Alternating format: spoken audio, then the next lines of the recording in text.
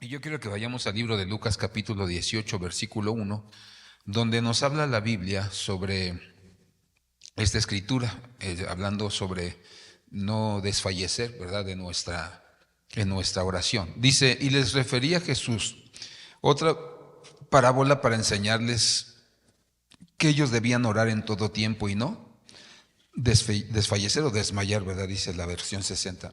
Entonces nosotros nos damos cuenta, ahí va a ir apareciendo, ¿verdad?, los puntos en la pantalla para que usted pueda checarlos, ¿verdad? Entonces, un principio o el principio de la oración es el siguiente, ¿verdad?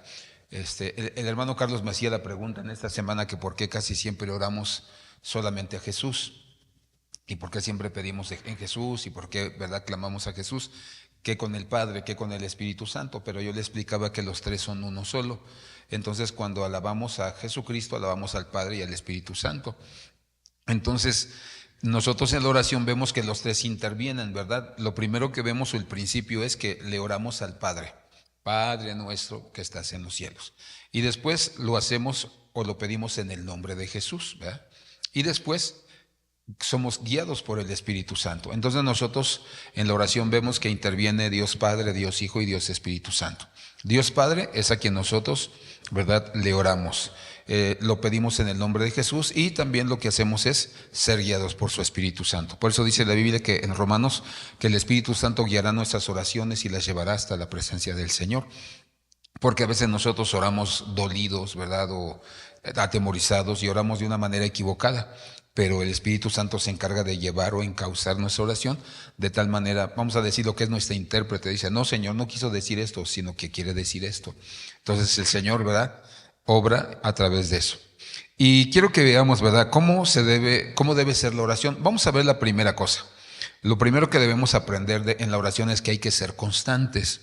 Vamos nosotros a darnos cuenta que nosotros no debemos solamente orar cuando venimos a la iglesia, porque hay un culto de oración, entonces pensamos que orar solamente es cada domingo, ¿verdad?, a las 10 de la mañana, porque es el culto de oración.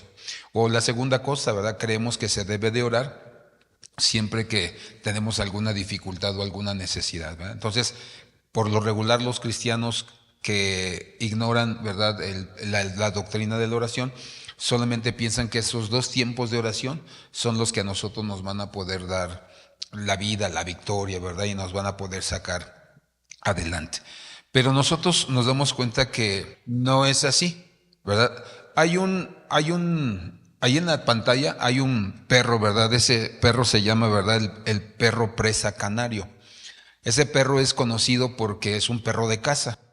Entonces lo que tiene ese perro, ¿verdad?, aparte de todos los demás perros, es que como se dedica a cazar, cuando encuentra, ¿verdad?, al animalito que van a cazar o que andan persiguiendo, lo agarra con sus fauces, ¿verdad?, con sus dientes, y nadie se lo puede quitar, ¿verdad? Nadie se lo puede quitar, aunque lo ahorquen, ¿verdad?, aunque quieran adormecerlo, ¿verdad?, lo adormecen, pero no suelta la presa.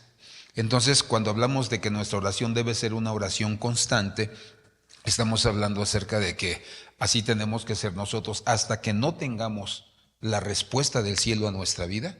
No debemos dejar de pedir, no debemos dejar de orar. Por eso la Biblia nos enseña, ¿verdad? En el libro de Lucas 18, 7 y 8, dice así: ¿y no hará Dios justicia a sus escogidos, que claman a Él día qué y noche? ¿De qué nos habla esto? De constancia, ¿verdad? Una constancia. ¿Se tardará mucho en responderles? Y dice el versículo 8, os digo que pronto les hará justicia. No obstante, cuando el Hijo del Hombre venga, hallará fe en la tierra. Entonces, esa es una de las primeras cosas que podemos aprender de la oración, ser constantes.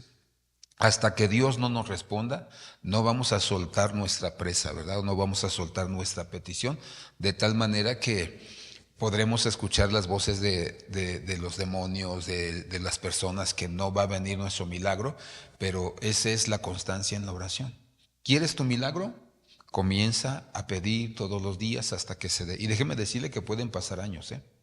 Yo tengo peticiones que Dios ha respondido donde han pasado años para que Dios me conteste, pero yo persisto y yo sé que un día se va a dar y Dios me sorprende de tal manera que ve mi constancia y entonces se da cuenta que yo creo en Él, tengo mi fe puesta en Él. Por eso pregunta al final de este versículo 8, dice, ¿hallará fe, dice, en la tierra? O sea, hallará hombres que de verdad le crean, que se mantengan constantes, fieles, pidiendo y rogando, porque saben que está escrito que no es hombre para que mienta, ni hijo de hombre para que se arrepienta, ¿verdad? Y lo que dice Hebreos 11, ¿verdad? Es pues la fe la certeza de lo que se espera y la convicción de lo que no se ve. Orad sin cesar. Y la palabra cesar, ¿verdad? Es una tos, es esa tos que tenemos, ¿verdad? Que luego hasta nuestra mamá nos dice, ya cállate, ¿verdad? O muérete, pero no, porque así decía mi mamá, y tose y tose y tose. Eso significa la palabra orad sin cesar, es decir, constante, que no se te quite esa tos, por decirlo, esas ganas de orar y de clamar al Señor. Entonces, cuando nosotros queremos algo de parte de Dios, ahí debe haber constancia, constancia, constancia, constancia, ¿verdad? Por eso nosotros no debemos poner pretextos de que, pues, que me siento cansado, que no, ya no me dio tiempo, no, pues hasta un tiempo, ¿verdad? No necesitas orar 2 horas, con 10 minutos que le metas bien y que tú estés orando y pidiéndole al Señor que te responda. El segundo tipo de oración, ¿verdad? Vemos que es una oración donde se pide misericordia, ¿verdad? Cuando nosotros oramos pidiendo misericordia, entonces nosotros, hermano, vemos cómo Dios se muestra, Dios se mueve. Y dice Daniel 2:18, ahí aparece todo en la pantalla, ¿eh? Dice, y Daniel fue a pedirle al rey que le diera tiempo para declarar la interpretación al rey. Entonces Daniel fue a su casa e informó el asunto a sus amigos Ananías, Misael y Zacarías, ¿verdad? Es el nombre que les pusieron Sadrach, Mesach y Abednego, para que pidieran ¿qué? Misericordia del Dios del cielo acerca de este misterio. Entonces Dios revela sus misterios. Dice, a fin de que no perecieran Daniel y sus amigos con el resto de los sabios de Babilonia. Entonces el misterio fue revelado a Daniel en una visión ¿qué? De noche. Daniel entonces bendijo al Dios del cielo. Entonces nosotros nos damos cuenta que para Daniel y sus compañeros era muy difícil, porque no estaban entre cristianos, no estaban entre hermanos de la fe, sino entre idólatras, ¿verdad? Entre hechiceros, entre agoreros, ¿verdad? Entonces nos damos cuenta cómo la situación para ellos no era fácil, por eso dice que él fue con sus amigos. Entonces dice la Biblia que entonces él pidió por misericordia, no por justicia, ¿verdad? Porque mire, hermano, déjeme decirle que cuando usted pide por justicia, la justicia va a empezar por usted. Por eso se debe pedir misericordia, no justicia, ¿verdad? Porque, o sea, la justicia de Dios empieza por la vida de uno mismo, ¿verdad? Señor, hazme justicia. Por ejemplo, en el trabajo, Señor, hazme justicia, ¿verdad? Ayer me hablaba una hermana, ¿verdad? Y me decía, le preguntaba yo cómo le va en su nuevo trabajo. Y me decía, no, hermano, es que hay una persona que de a tiro me hace la vida de cuadritos, ¿verdad? Me la quiere hacer imposible. Y me quiso poner en mal delante de la encargada, ¿verdad? Pero se dio cuenta de lo que yo soy. Resumiendo es que le digo, mira, es que si Dios te llevó a ti es porque quiere tratar con tu carácter. O sea, lamentablemente todavía tienes un carácter carnal, ¿verdad? Débil. Entonces acuérdate, la blanda respuesta aplaca la ira, más la palabra áspera hace subir el furor. Que seamos prudentes en nuestro hablar, que no salga ninguna palabra sapro, ¿verdad? O podrida de nuestra boca, ¿verdad? Sino la necesaria para poder edificar a los que nos rodean. Entonces, tienes que tener mucho cuidado, ¿verdad? Y yo le hacía la broma, me decía, no vayas a salir como aquel, ¿verdad? Que dice, soy cristiana, pero pego como católica, ¿verdad? Entonces, no se te vayan a ir, ¿verdad? Se te vayan a zafar las tuercas y vas a acabar peleándote con ella. Entonces, cuando nosotros pedimos, yo le decía, no pidas por justicia, ¿verdad? Porque decía, no, yo quiero que Dios me haga justicia. No, no pidas por justicia, porque a lo mejor has hecho algo en tu vida pasada que ahorita estás, ¿verdad?, sembrando, pero está siendo tratada para que eso sea desarraigado, cortado de tu vida, ¿no? De tu alma, de tu carácter. Entonces, pues oramos, ¿verdad?, para que Dios le diera sabiduría y entendimiento. Le digo, y también míralo de esa manera, que a lo mejor esa persona, si te está haciendo eso, es porque esa persona siente que tú eres a lo mejor más eficaz, ¿verdad? O más trabajadora que ella. Entonces, tiene un problema en el alma, ¿verdad? Porque alguien la dañó, alguien le hizo daño o cometieron injusticias, entonces verlo de esta manera, que Dios te llevó ahí, uno, para que puedas vencer áreas de tu carácter, que las fortalezcas, y la segunda, para que tú puedas compartirle acerca de Cristo a esa persona y que la veas con misericordia, ¿verdad? Entonces, por eso cuando nosotros pedimos por misericordia, ¿verdad? Es diferente a pedir por justicia, porque cuando pido por justicia, el primero que pasa por la vara soy yo y pues también me toca, ¿no? Entonces dice que Daniel pidió por misericordia. Entonces nosotros nos damos cuenta como cuando pide por misericordia, nos damos cuenta que Dios dice que le reveló el misterio. Entonces cuando nosotros nos vemos en momentos difíciles, hermanos, donde decimos, Señor, es que, o sea, esto no lo entiendo, ¿qué es lo que va a pasar? Señor, derrama misericordia, ten misericordia de nosotros, muéstranos, ¿verdad? Y dice la Biblia que Dios le reveló el sueño de Nabucodonosor. Porque dime si no estaba loco este tipo. Soñó y luego no se acordaba del sueño y les digo, si no me lo dicen, les voy a mochar la cabeza, ¿verdad? O sea, de a tiro estaba tocado el tipo, ¿no? Entonces, por eso dice la Biblia que le oraron a Dios y que Dios trajo revelación. Entonces, ¿cuál es el principio que aprendemos aquí? Mientras más oro, más revelación tengo de parte del Señor. Entonces, ¿vale? Constancia y pedir, ¿verdad? Que Dios nos revele. Por ejemplo, ahorita lo que está pasando en el mundo, hermanos, ¿verdad? Muchos aplauden a Trump, ¿verdad? Porque dicen, no, es que va a quitar, ¿verdad? Los baños, ¿verdad? De género, va a quitar el homosexualismo, va a volver otra vez todo a la normalidad, supuestamente, ¿no? Pero ya cuando vemos cómo está haciendo un alboroto en el mundo y haciendo que todos se peleen, entonces nosotros tenemos que pedirle a Dios, Señor, ten misericordia y revélanos qué es lo que va a pasar. O sea, porque este tipo va a poner en jaque a todo el mundo. Y entonces dice la Biblia, y habrá un caos. O sea, para que pueda aparecer el anticristo tiene que haber un caos. Porque es quien va a resolver el caos económico, político, ¿verdad?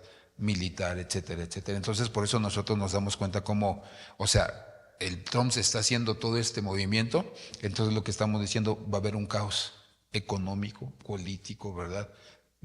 Guerras, pues ya nos amenazó que quiere entrar, ¿verdad? A darle a los narcos, pero eso no es bueno, porque si él comienza a lanzar bombas, ¿verdad? O misiles, ¿verdad? O drones, vienen los daños colaterales. ¿Quiénes son? Pues la gente que vive en esos aldeas, en esos pueblos, gente buena, gente, hermano, misericordiosa. Entonces, van a morir. Entonces, por eso la insistencia de nuestras autoridades, ¿verdad? Que no entre, porque esos son los daños colaterales. Ya vimos en los sexenios pasados cuál fue el resultado de los daños colaterales y ni así, hermano, se hizo, ¿verdad?, justicia a esas personas. Exactamente. Entonces, nos estamos dando cuenta de todo lo que está sucediendo y por eso hay que orar por misericordia, que Dios nos revele, que Dios nos muestre, ¿verdad?, qué seguir, porque, hermano, el rapto no tiene anuncio, el rapto puede ser en cualquier momento, a cualquier hora, y, hermano, lo único que tenemos que hacer es estar listos y preparados. Entonces, se debe pedir por misericordia para que Dios te revele algo, para que Dios te muestre algo. Nosotros cuando vemos situaciones que están pasando en la congregación, le decimos a Dios, revélanos, Señor, revélanos. Y oramos a Dios y pedimos a Dios y de repente un sueño, o de repente sale a la luz, ¿verdad? Lo que tenía que salir a la luz en la vida de una persona o en la vida, ¿verdad? O el movimiento de alguna persona que viene a querer hacer daño. Entonces ahí es donde nosotros pedimos misericordia, que nos revele el Señor, porque pues si no nos van a dar cuello, ¿verdad? Entonces es ahí donde Daniel oró de esa manera. Y la tercera, ¿verdad? Hay que orar con lloro y con súplica. Oseas capítulo 12, verso 3, ahí en la pantalla aparece, dice, y en el vientre, perdón, tomó a su hermano por el calcañar y en su madurez luchó, ¿qué dice? Con Dios, sí. Luchó con el ángel y prevaleció, lloró y le pidió, ¿qué dice? Ayudas. Dice, en Betel lo encontró y allí él habló, ¿qué dice? Con nosotros. Entonces nosotros vemos cómo si hay algo con lo que batallaba Jacob era con su carácter. Dice que luchó con su padre para que le diera la bendición. Luchó con su hermano para robarle la bendición. Y luchó con el ángel para arrebatar su bendición. La cosa es que, o sea, ni con su padre, ni con su hermano, ¿verdad? Y hasta con el ángel, no tenía una vida próspera realmente. Porque si él tuviera una vida próspera, no hubiera dicho las palabras, creo que es en el capítulo 25 de Génesis, donde dice que durmió, ¿verdad?, en el campo y puso una roca como almohada, y dice que en el sueño vio unas escaleras que iban hacia el cielo, pero dice que los ángeles no bajaban del cielo hacia acá, sino que de la tierra subían hacia el cielo. Y entonces ahí hace una promesa, dice, visión de Dios, ¿verdad? O Dios ha estado en este lugar, por eso dice que se llamaba ese lugar, ¿verdad? Se me olvidó el nombre. Pero dice la Biblia que él lo promete, dice, si tú bendices mi vida, este viaje, y me permites regresar, ¿verdad?, y me prosperas económicamente, me prosperas familiarmente, me prosperas en todo, yo te daré el diezmo de todo. Y entonces nosotros nos damos cuenta cómo hasta este momento, dice la Biblia, que él tenía un problema de carácter. ¿Qué es lo que él hizo? Culpaba a su papá, culpaba a su mamá, culpaba a su hermano de que le iba mal, de que no le iba bien. Y a veces nosotros tenemos la tendencia a culpar a los demás de nuestra condición o de nuestra situación. ¿Sí me explico? Si alguien te ofende, el problema no es lo que dijo la persona, ni la forma en que lo dijo. El problema es cuando tú, como en el caso de Jacob, todo se lo tomaba personal y se hacía el ofendido, se sentía el ofendido. Y entonces él culpaba a los demás de su condición, ¿no? Entonces, en este momento cuando dice que él lloró y suplicó, dice, y en su madurez, cuando habla de madurez, está hablando acerca de que cuando él lloró y suplicó, él tuvo que reconocer y decir, Señor, dos cosas. Tengo un problema de carácter, que no lo he querido ceder, no lo he querido entregar. Y eso a mí me ha traído problemas con mis padres, con mi hermano y con la gente que me rodea. Pues imagínense, salió huyendo de la casa del suegro y de los cuñados. Entonces nos damos cuenta que Jacob era un hombre que tenía un carácter, hermano, que le causaba problemas. Entonces, ¿qué tal está nuestro carácter?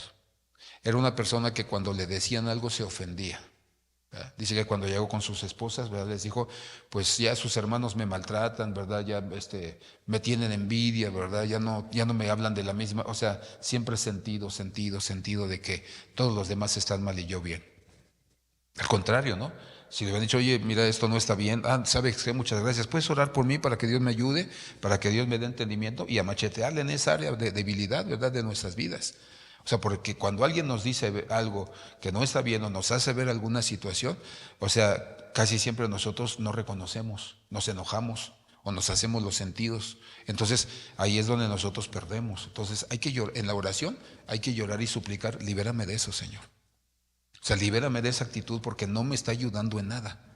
Y entonces, cuando él lo hace, dice que al final, ¿verdad?, el ángel le dice, ¿cómo te llamas? Jacob. Bueno, ahora tu nombre será Israel, que es príncipe de Dios. Ya no serás el usurpador, el engañador, porque así conocían a Jacob como el que engañaba a las personas, ¿no? El que echaba mentiras. Entonces, por eso nosotros nos damos cuenta como, aun cuando llega con Faraón, Jacob le dice, ¿cuántos años tienes? Le dijo, tengo 100 y pico de años, pero no han sido buenos. O sea, el Jacob, hermano, sabía que gran parte de su vida la había regado.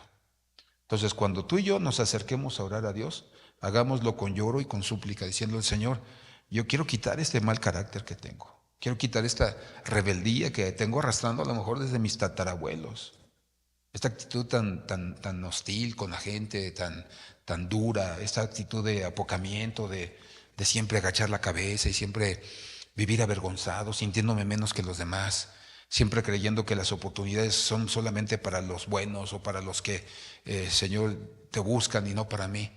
Y entonces comenzamos nosotros a despojarnos. Hay que llorar y suplicar y decir, Señor, ya no quiero ser así. Porque siempre nos pasamos culpando, es que no tengo, es que si yo pudiera, si yo tuviera, si yo hubiera. Y entonces siempre lamentándonos. No, hay que chambearle, hay que machetearle, hay que ponerse de rodillas y hay que pedir a Dios que tenga misericordia de nosotros. Hay que pedirle a Dios que nos ayude a despojarnos de esa carnalidad, de esa apatía, de esa flojera, ¿verdad? En lugar de criticar a los hermanos en el lugar, no, hay que venir aquí de rodillas y Señor, cámbianos a todos, ¿verdad? Que nuestra actitud cambie para ti, que toda indiferencia, que toda dureza, Señor, que todo aquello que hay, todo menosprecio por tu presencia, sea quitado desde el más pequeño hasta el más grande. ¿Y qué hará Dios? Pues nos contestará, ¿no? Pero si nosotros siempre estamos quejándonos, echando la culpa que a la economía, que al dólar y que no sé qué, ¿verdad? Porque siempre, no, pues que el dólar, por eso no tengo, ay Dios mío. Pero haz la cuenta de todas las cocas que te echas en la semana y te vas a dar cuenta que tienes una la nota, pero mal invertida. Entonces, ya estaba coñando. Entonces, por eso nosotros tenemos que aprender esto, ¿verdad? Hubo lloro y súplica. Entonces, cada vez que nosotros lleguemos, hermanos, hay que postrarse. No hay mejor posición para orar que postrados, porque estás reconociendo que tú no puedes ni siquiera liberarte a ti mismo. Y la cuarta, dice que cuando Ezequías, ¿verdad?, se vio envuelto en una situación difícil, le decía, acuérdate de mí. Eso fue lo que le dijo Ezequías. Y estuve buscando, ¿verdad?, en la Biblia, y también Jeremías 4 veces le dice, en Nehemías 4 veces le dice, acuérdate de mí. Y luego Jeremías le dice, acuérdate de mí. Más adelantito, 2 versículos adelante está, encontré tus palabras y las comí, me fueron por gozo y alegría. Pero decía, acuérdate de mí. ¿Y qué significa esto? Dice segundo libro de Reyes, capítulo 20, versículo 1. Dice, en aquellos días Ezequías, que significa Jehová fortalecido, o sea, era un hombre que en su debilidad fue con Jehová para que lo fortaleciera, cayó enfermo de muerte, y vino él el profeta Isaías, hijo de Amós, y le dijo, así dice el Señor, pon tu casa, ¿qué?, en orden. Siempre que dice hijo de Amós o hijo de Jedequías, etcétera, etcétera, hay que ver qué hizo el papá o el abuelo, porque a veces habla hijo de fulano y de sultano y sultano, entonces habla hasta el bisabuelo. Hay que ver porque de ahí viene, ¿verdad?, lo que esta persona tiene en este momento. Dijo, así dice el Señor, pon tu casa en orden porque morirás y no vivirás. Entonces él volvió su rostro hacia la pared y oró, ¿qué?, al Señor diciendo, te ruego, oh Señor, que te acuerdes ahora de cómo yo he andado delante de ti en verdad y con corazón íntegro, y he hecho lo bueno ante tus ojos. Y Ezequías lloró, ¿qué dice?, amargamente. Entonces, ¿por qué le dijo Ezequías, acuérdate de mí? Hermano, porque cuando nosotros nos esforzamos por agradar a Dios, Dios lo ve y Dios no nos deja sin recompensa. Cuando Él ve que somos personas que nos esforzamos por buscarlo, por agradarlo, por caminar rectamente de Él, por obedecer su palabra, al Señor no se le olvida lo que nosotros hemos hecho por su obra, por Él y por el pueblo. Por eso, hermano, no nos cansemos de servir a su iglesia si hemos sido llamados a servir al pueblo. Ni los opresionemos, ni los maldigamos con nuestros malos comentarios que no tienen lugar para que nosotros hablemos mal de un hermano. Entonces, ¿qué fue lo que hizo? Y yo resumí nada más en 5 cosas que él había hecho para Dios. Número 1, dice la Biblia que fue un reformador. ¿Por qué? Porque dice que restableció el culto a Dios, abrió las puertas del templo y reactivó la adoración. En 2 de Crónicas 29, versículo 3 al 10. Dice la Biblia que él reformó, ¿verdad? Volvió a abrir la iglesia, volvió a restablecer pastores, levitas, instrumentos, ¿verdad?, porteros, gente que trabajara, ¿verdad?, en la casa del Señor. Entonces por eso decía, acuérdate, Señor, ¿en qué condición estaba tu pueblo cuando a mí me dieron el reinado? Y la segunda cosa dice que celebró nuevamente la Pascua, 2 de Crónicas 31 al 9. Dice que había sido, hermano, una fiesta que se había olvidado, ya no la practicaban. Y ahí vemos los detalles en el capítulo 30. Después dice que motivó al pueblo a dar nuevamente los diezmos, las ofrendas y primicias para el templo. Es decir, para que la casa de Dios estuviera bien bonita, para arreglarla, para restaurarla, para comprar todo lo que se necesitaba para los sacrificios. Hermanos, si no hay altar, no hay fuego de Dios. Por eso nosotros debemos cuidar el altar. Este altar debemos cuidarlo como a nuestra vida, hermano. Porque si no hay fuego, hermano, si no hay altar, no hay fuego que venga y que consuma, que limpie, que purifique, hermano, que nos restaure. Entonces, o sea, él lo que hizo fue traer una restauración o reformación, hermano, completamente en todo el pueblo de Israel. Dice, le creyó a Dios y fue vencido Sennacherib, Dice que cuando se empezó a levantar, dice que había un rey, ¿verdad?, llamado Sennacherib, más fuerte con él, ¿verdad? No sé, 30, 50 veces más fuerte que él, pero dice la Biblia que le creyó a Dios. Y ahí es cuando vemos, sacaron el canto, ¿verdad?, de glorificada a Jehová, porque su misericordia, dice, y el profeta Jaciel, puesto de pie, comenzó a declarar, glorificada a Jehová, porque su misericordia es para siempre. Y entonces comenzó a declarar la palabra del Señor. Entonces dice la Biblia que ese rey fue vencido por Dios. Ellos no tuvieron que pelear. Y después dice que levantó los muros caídos e hizo espadas, escudos, para poder, hermano, levantar un ejército. Ya no tenían ejército. Entonces nosotros nos damos cuenta que fue un hombre que hizo grandes cosas para Dios, porque su corazón en él propuso, hermano, buscar a Dios, restaurar el culto a Dios, hermano, que todo el pueblo volviera al Señor. Por eso le dice, acuérdate de mí, Señor, acuérdate de mí. Y dice la Biblia más adelante, ¿verdad?, que le dio no sé cuántos años más de vida, no recuerdo, pero dice la Biblia que le dio años para que pudiera volver a levantarse, a restaurarse. Entonces por eso nosotros nos damos cuenta, hermano, déjeme decirle que no cualquiera puede llegar y orar y decir, acuérdate de mí, Señor. Cuando nosotros hemos pasado por momentos difíciles, yo siempre le he dicho, acuérdate, Señor. No he sido duro, no me he endurecido, Señor. Cuando tú me has hablado, cuando tú me has pedido algo, no he sido desobediente. Señor, yo he visto por la viuda, por el huérfano, por el anciano, por el menesteroso. He visto por tu pueblo, Señor. No me he negado a sanarlos, a restaurarlos. No me he negado a fortalecerlos, a enseñarlos, a instruirlos. Y es ahí cuando esta parte de la oración es cuando dice, acuérdate de mí. He sembrado bien. Y tu promesa es que todo lo que el hombre siembre, eso también segará. Así como yo he sido ayuda para muchos, hoy yo necesito tu ayuda. Hoy yo necesito que pongas gente a mi alrededor para que me levanten, para que me fortalezcan, para que me ayuden a pelear la batalla. Y entonces esa es la oración, ¿verdad? No solo el Padre nuestro, ¿verdad?, que estás en los cielos, sino estos son los tipos de oración que nosotros vemos y aprendemos cómo se debe llegar a la presencia de Dios. Entonces este tipo tenía mucho. Nehemías igual, ¿verdad? Le dice, acuérdate de mí, Señor. Entonces cuando vemos, Nehemías dirigió la restauración de los muros y de las puertas de Israel. También él dirigió, ¿verdad?, nuevamente el altar. Dice que primero, antes del templo, dice que pusieron el altar, porque tenían entendimiento y sabían que sin altar no había fuego. ¿Por qué le pasó eso a Job? Porque ya no tenía altar, ya no podía ofrecer animales, ¿verdad?, para el sacrificio, para los votos.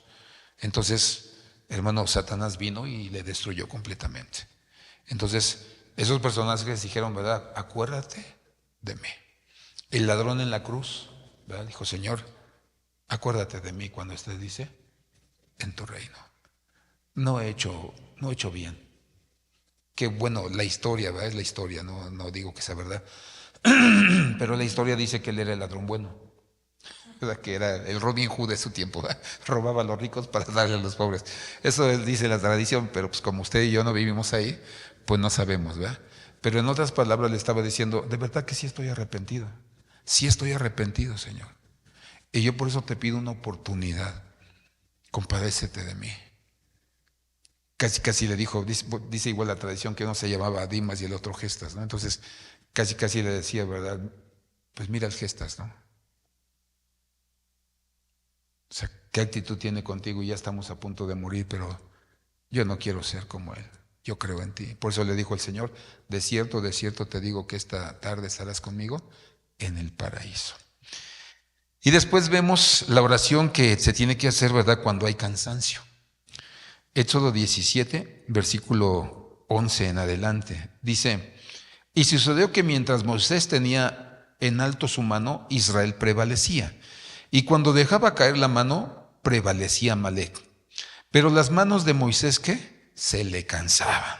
Entonces tomaron una piedra y la pusieron debajo de él, y se sentó en ella, y Aarón, que significa luz brillante, y Ur, que significa el de mucha blancura. Entonces está hablando acerca de santidad, de unción en los dos. Dice que eran tipos del calibre del Moisés. O sea, Moisés no se podía juntar con cualquier persona. Dice, le sostenían las manos uno de un lado y otro del otro. Así estuvieron sus manos firmes hasta que se puso, ¿qué?, el sol. Entonces, cuando nosotros hemos enseñado que levantamos las manos, es un símbolo de alabanza, un símbolo de adoración y de rendición. Entonces, cuando nosotros estamos viviendo momentos donde se cansa nuestra alma, nuestro espíritu, nuestro cuerpo, no hay otra manera de poder llegar que adorándole a Dios. No hay otra forma. Dice el Salmo 65, 1 y 2, si no me equivoco. Dice que otra forma de adorar es quedarse callado. Dice, el silencio es adoración para Dios. Entonces, cuando nosotros estamos desgastados, que queremos ser renovados en nuestras fuerzas, tenemos que postrarnos, rendirnos, levantar nuestras manos y adorarle solamente. Es un tiempo para adorarle, para ser desatados, para que se rompan, ¿verdad?, las cadenas, los yugos, ¿verdad?, el temor, la debilidad, la enfermedad de nuestras vidas. Yo le he dicho a Dios, Señor, préstame fuerzas y vida, Señor, y el resto de mi vida que me queda, que no son muchos años ya, ¿verdad?, eso los voy a dedicar para dar todo lo mejor para ti. Entonces, dice que esto fue lo que sucedió. Dice que necesitó de la ayuda eran sus escuderos estos hombres, ¿verdad?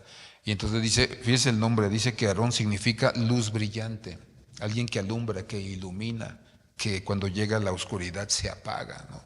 Y el otro Ur significa el de mucha blancura, es decir, había santidad, eran hombres santos, hombres ungidos que despedían luz, que daban luz a los demás, que daban fortaleza. Por eso dice que se pusieron uno de un lado y el otro y le levantaron las manos. Y yo me imagino, hermano, porque dice la Biblia que pelearon unas buenas horas, ¿verdad? Entonces, yo me imagino que también que tú estés así siempre agarrándole, me imagino que se turnaba, ¿verdad? A ver, no, dale, agárrale tú, Aarón, las dos manos mientras en lo que descanso tantito, ¿no? Y el otro, ¿verdad? Yo pensando, ¿no?, en la vida de hoy, ¿no? Entonces, y el Moisés igual, además, pues imagínate sus manos así, pues estaban entumiendo, no sabíamos si hacía calor o si hacía frío, pero, o sea, la situación no pintaba fácil. Pero él sabía que rendirse a Dios les iba a dar la victoria. Adorar a Dios les iba a dar la victoria. Porque si hay algo que no soporta Satanás es la alabanza y la exaltación a Dios. Comienzan, hermanos, los demonios a alborotarse, comienzan, hermano, a querer huir por la alabanza y el cántico que nosotros le ofrecemos al Señor. Y después, la sexta dice que también debemos acercarnos con ruego. Segundo libro de Samuel 15, versículo 31, dice, alguien le dio aviso a David diciendo, Aitofel está entre los conspiradores con Absalón, ¿verdad? Le querían quitar el reino. Y David dijo, oh Señor, ¿qué? Te ruego. Esa es la palabra clave, te ruego. Haz necio el consejo que dice de Aitofel. Y dice, segundo de Samuel 16, 23, dice que Aitofel era el consejero del rey, pero se le volteó. Y dice, ¿verdad? Este versículo dice que consultar a Aitofel o el consejo de Aitofel era como consultar la palabra de Dios. O sea, era un hombre con espíritu de sabiduría y de consejo. Déjeme decirle que no todos los hombres tienen este espíritu, ¿verdad?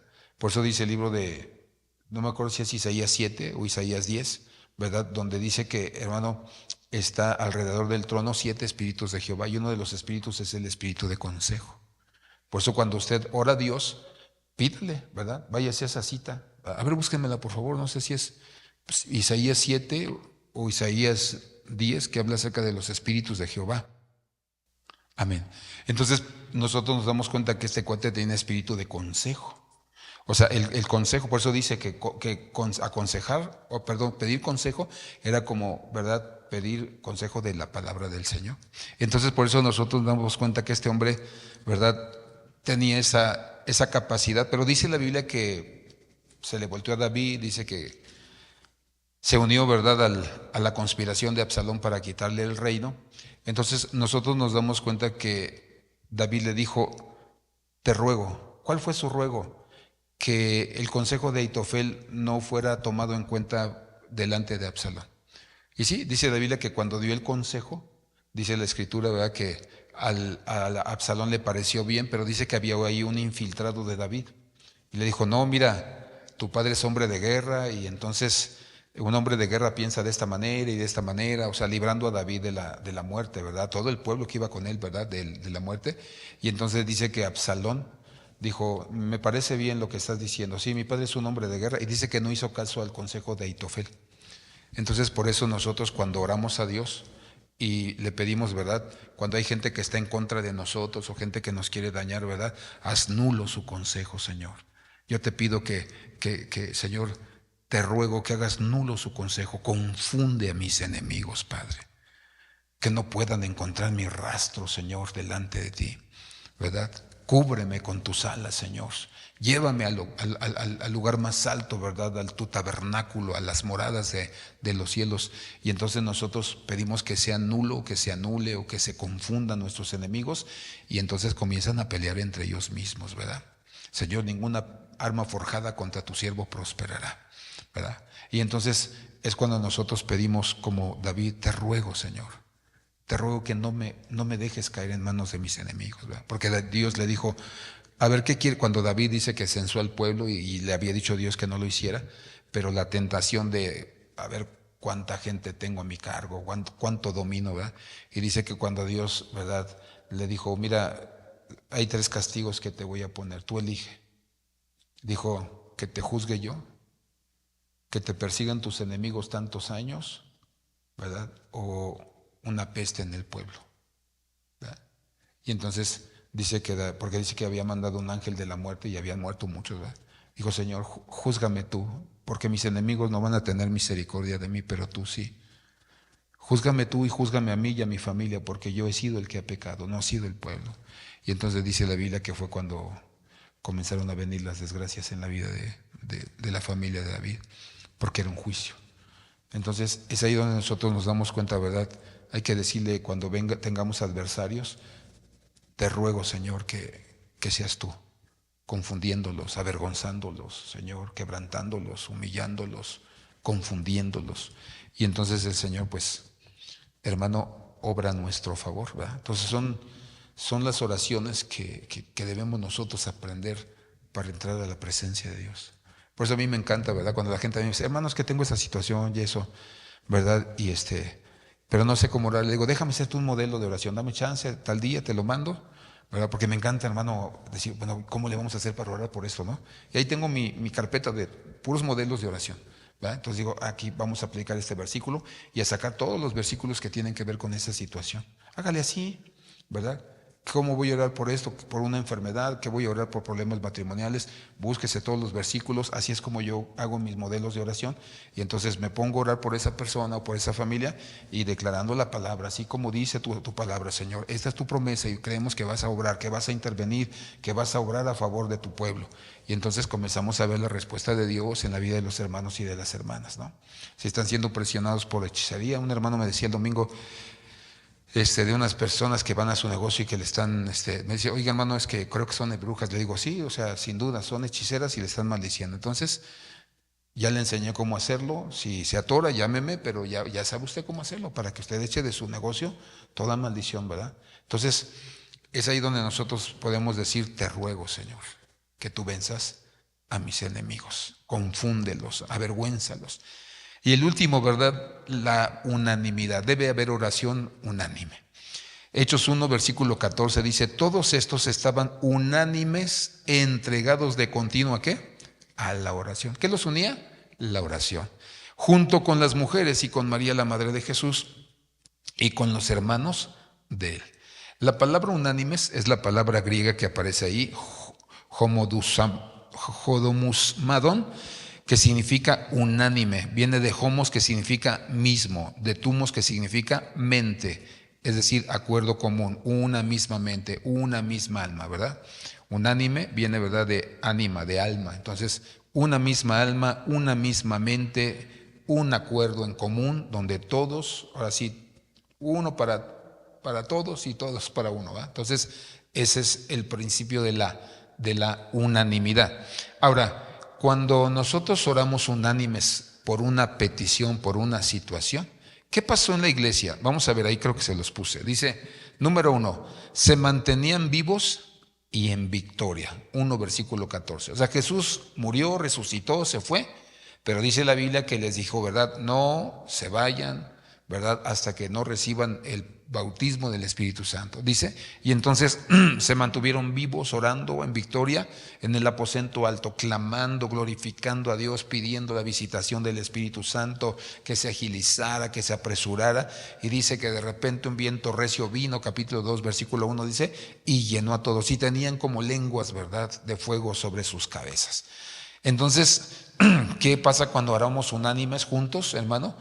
Nos avivamos y caminamos en victoria. 2, fueron llenos del Espíritu Santo, Hechos 2, versículo 1 y versículo 2. 3, desarrollaron buenas relaciones entre ellos y su confianza, ¿qué? En Dios, ¿verdad?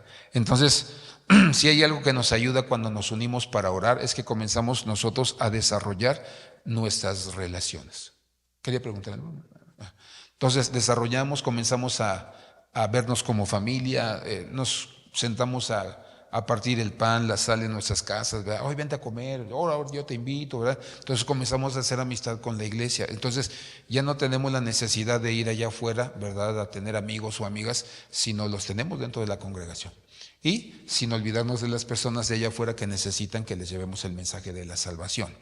Dice, compartían su vida y sus posesiones, ¿verdad? Entonces, que si algún hermano se había quedado sin trabajo, órale, cooperacha a todos, ¿verdad? Como le hacemos aquí, ¿verdad? Cooperacha, ¿verdad? Despensa para un mes, un dinerito, ¿verdad?, para que compren el extra, pero entre todos, dice por ahí, pesa menos el muerto, ¿verdad? Entonces le echamos la mano y sí le decimos al hermano y a la hermana, ¿verdad? Ok, va a ser un mes solamente, ¿verdad? Solamente nos comprometemos un mes y tienes un mes, tienes 30 días para que le busques, para que te humilles, ¿verdad? Y para que tú suplas tus necesidades. Porque también les decimos, ¿verdad?, porque no mantenemos vagos, ¿verdad? Entonces, la gente tiene que saber que hay ayuda, pero que no vamos a tolerar la flojera. ¿Por qué? Porque dice el libro de Tito, ¿verdad?, que el que no trabaje, que no coma, ¿verdad? Entonces, ese es el principio de Dios. Hay que apoyar, sí, pero no con la intención de que se vuelvan, ¿verdad?, mantenidos. Dice después, tenían una vida de templo, Hechos 2, versículo 46. Ahí se reunían, dice, en el templo. Cuando nosotros oramos unánimes por la gente, que es lo que estamos haciendo, hermano, la gente comienza a congregarse, ya no comienza a ser indiferente, pues, ay, cuando pueda, o cuando me den ganas, o cuando tenga un problema, no. Comienza a venir la gente más constante, más constante, más constante, y es por la unanimidad en la oración. Por eso el tiempo de oración del día domingo es muy importante, es básico. O sea, podemos a lo mejor quitar o restarle unos minutos a otro tiempo, aún alza la predicación, ¿verdad? Pero la oración, esa tiene que estar, hermano, viva y presente en nuestra congregación. Porque en algunas congregaciones, ¿verdad?, dicen que la oración es la cenicienta de la iglesia. Pues nadie la quiere, todas la odian, ¿verdad? Entonces nadie quiere llegar y orar, interceder y pedir por otros. Queremos que pidan por nosotros, pero a mucha gente no le gusta pedir por la vida de otros, son necesidades de otros. Y dice que tenían una sólida doctrina y esto hacía que se manifestaran los milagros, prodigios y maravillas. Hechos 5, 12 al 15, ¿verdad? Dice que ellos eran unánimes, ¿verdad? Y la doctrina era sólida, ¿verdad? Enseñaban la doctrina básica, ¿verdad? No, hermano, mover o tentonear el alma, las emociones, ¿verdad? Y que ser ser motivadores. No, el primer motivador, acuérdate, el primer motivador fue Satanás, porque motivó a Eva, ¿verdad?, a pensar que era igual a Dios, ¿verdad? Entonces los motivadores dicen, tú eres como Dios, sí, tú puedes ser un victorioso, tú puedes ser el guerrero, amén, amén, amén. Pero primero háblale sobre si no tiene flaquezas, ¿no? Si no tiene debilidades, y primero hay que trabajar en eso y entonces sigue lo que sigue, ¿no? Pero cuando nosotros nada más, ¿verdad?, vemos motivadores, pues la gente se emociona, ¿verdad?, brinca, salta, grita y todo, ¿verdad? Pero sus vidas son vidas, hermano, de debilidades, ¿no?, llenas de pecado. Entonces por eso nosotros decimos, o sea, una doctrina sólida hace que vengan los milagros, las maravillas, los prodigios en la vida de la iglesia. O sea, a Dios de nada le sirve nuestro don si nosotros no estamos limpios, si nosotros no estamos sanos en nuestra alma, en nuestro corazón. Y al final dice, la palabra se expandió y entonces surgieron las multitudes. Capítulo 8, versículo 5 en adelante. Entonces, por eso nosotros nos damos cuenta que la oración unánime de toda la iglesia o del grupo que quiera orar, como los 120, ¿verdad?, va a hacer que la congregación comience a desatarse de una manera muy especial, ¿verdad? Entonces comienzan a venir, comienzan a asistir, uno trae a otro y comienzan, hermano, uno. ¿Por qué? Porque ven el estilo de vida que tienen allá afuera. Eso es lo que ven. Hay una familia que llegó hace unos meses atrás y, y cuando fuimos a hacerles la primera visita me acuerdo que nos decían, pues es que mis yernos y esto, pues no quieren y eso, pero ya salió que no les habían dado buen testimonio. Le digo, bueno, miren, no se preocupen ni se estén lamentando por el mal testimonio que han dado. Ahora cámbienle la jugada, den un buen testimonio, hagan las cosas correctamente. Y así como se dan cuenta de que no tenían un buen testimonio, ahora se van a dar cuenta que sí lo tienen, pero depende de ustedes. O sea, no se estén atormentando de que son piedra de tropiezo y que por su culpa, no. Reconozcan su necesidad y órale, para adelante. Ese es el problema nada más, la decisión. Se te dice tu enfermedad, ahora pues tómate la medicina, ¿verdad? Haz las cosas como debe de ser y no vas a tener ningún problema. Pero si no te la tomas, siempre te van a juzgar y a criticar. Entonces, estas son algunas cosas en las que nosotros debemos saber cómo se debe orar, ¿verdad? Cuando se acerca uno a Dios. Y cuando nosotros aprendemos esto, hermano, nosotros empezamos a ver cómo Dios se va a mover de una manera sobrenatural en nuestras vidas. Y que la oración, hermano, como dice la Biblia, la oración eficaz del justo puede mucho. Que cuando nosotros oramos entendemos que es una relación con Dios, no es venir y pedirle, echarle la culpa al papá, echarle la culpa al jefe, no. Es decir, Señor, esta es mi condición, ¿para qué le doy vueltas? ¿Para qué le tapo el ojo al macho? No, yo soy el problema y vengo delante de ti a pedirte, Señor, con lloro, con súplica, que me perdones y que me hagas un hombre nuevo, como dice la Biblia, ¿no? Que le mudaron a Saúl en un nuevo hombre, ¿verdad? Creado según Dios. Entonces por eso dice la Biblia que hasta profetizó cuando llegó ahí con los profetas. Entonces todos se asombraban de lo que Dios estaba haciendo. ¿Por qué? Porque se dejó cambiar. Pero cuando él se olvidó, cuando dejó su relación con Dios, dice que se turbó su corazón en la soledad. Ya no tenía al profeta Samuel, ya sus hombres no estaban con él 100%, y en la soledad consultó una hechicera. Y entonces se dejó turbar y le costó la vida. Se mató él y se mató su escudero. Entonces, por eso la importancia de la oración, para que nosotros sepamos cómo llegarle a Dios, ¿verdad? Con todas las de la ley, lo que está escrito, ¿verdad? Y estamos diciéndole solamente eso, ¿verdad? Cuando estamos orando, ¿verdad? En la mañana que estamos orando, yo le enseñaba al hermano y le decía que cuando uno ora, cuando uno canta, ¿verdad? Yo le decía, aprenda el cántico nuevo, ¿no? Que es cantarle a Dios, ¿verdad? Con tu propia voz o con un instrumento, ¿verdad? Cuando hacemos, ¿verdad? Por ejemplo, estamos cantando la de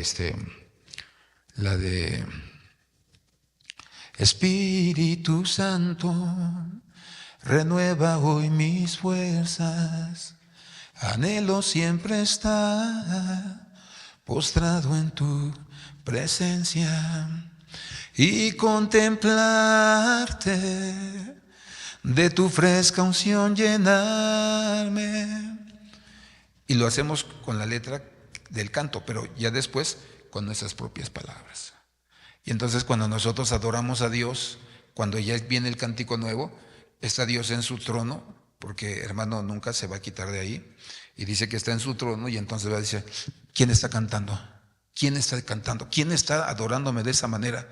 Y sus ojos inmediatamente se ponen en medio del que le adora, que entiende que orar es una relación y no un pedir, no un quejarse. Un reconocimiento para él. Y entonces, cuando sale la melodía de tu corazón, hermano, no, aunque tengas la peor voz del mundo, el Señor se alegra, el Señor se deleita en eso. Por eso orar es una relación. Por eso no podemos orar igual todos los días. Todos los días tiene que ser como el Espíritu Santo te lleve, te guíe, ¿verdad? Por eso decíamos que nosotros oramos al Padre y dice que lo pedimos en el nombre de Jesús, pero el que nos guía para orar es el Espíritu Santo. Por eso Jesús dijo, no los dejaré huérfanos, sino que vendrá en mi lugar el Espíritu Santo, el Consolador. Entonces, tenemos esa bendición. Entonces, es ahí donde uno se pregunta, ¿por qué a la gente no le gusta orar? De lo que se pierde, de las experiencias que se pierden. Por eso no tienen el corazón como el de Dios, no ven como el Señor.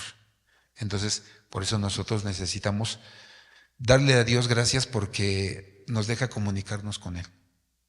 Hay otros dioses que para que te escuchen o les pidas tienes que dar dinero primero, ¿no? Hay iglesias donde tienes que dar primero dinero, ¿eh? Y después ellos interceden por ti.